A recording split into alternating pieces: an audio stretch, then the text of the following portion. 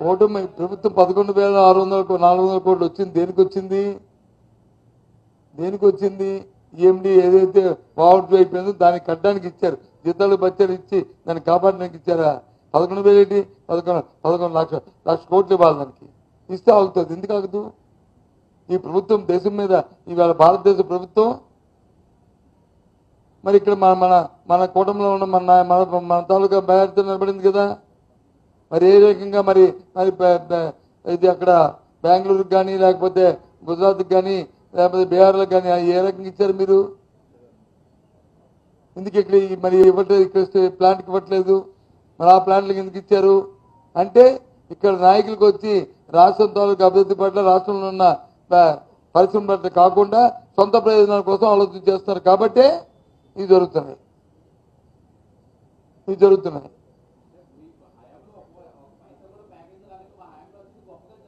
ఏంటి గొప్పగా? ప్లాంట్ పోతుంటే గొప్పగా చెప్పుకోండి, ఉద్యోగాలు తీస్తుంటే గొప్ప చెప్పుకోండి.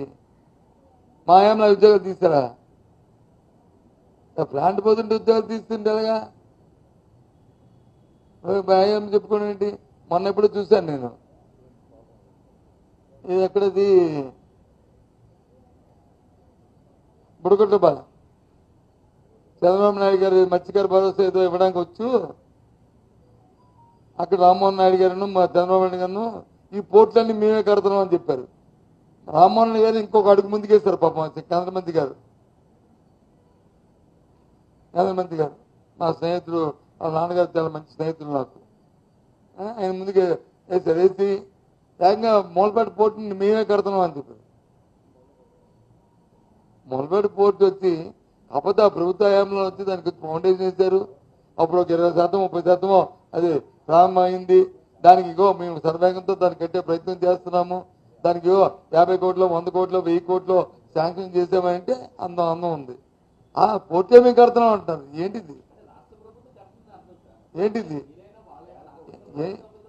అంటే అసలు వైసీపీ పార్టీ లేదు అందులో.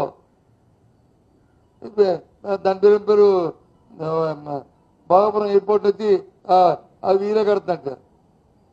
అది ఎప్పుడో ఇచ్చేసారు. అది జేఎంఆర్కి ఇచ్చారు. జేఎంఆర్ అందులో రాష్ట్ర ప్రభుత్వం రూపాయి లేదు. అంతా కూడా ప్రైవేట్ ఎయిర్పోర్ట్. అది ల్యాండ్ ఎక్విజిషన్ చేసాం, ఇచ్చిస్తాం వాళ్ళకి. వాళ్ళు వచ్చి టెండర్ పిలిచారు, ఎల్ఎన్టీకి ఇచ్చారు. ఎల్ఎన్టీ వాళ్ళు వచ్చి సర్వేగంతో కడుతున్నారు. ఆ రోజు ఆ టైం బౌండ్ పెట్టారు. ఆ టైం బౌండ్ ప్రకారమే జరుగుతుంది. అయినప్పుడు కూడా మేమే కడుతున్నాం. ఈ కట్టడానికి వీళ్ళేమైనా 150 కోట్లు దానికి ఏమైనా ఎడిషనల్ ఫండింగ్ ఇచ్చారా? చెప్పండి. కొన్ని ఇందా చెప్పినట్టుగా కొన్ని చెప్తే మరి బాబునే ఇప్పుడు మేము కడతాం ఎలాగంటారు?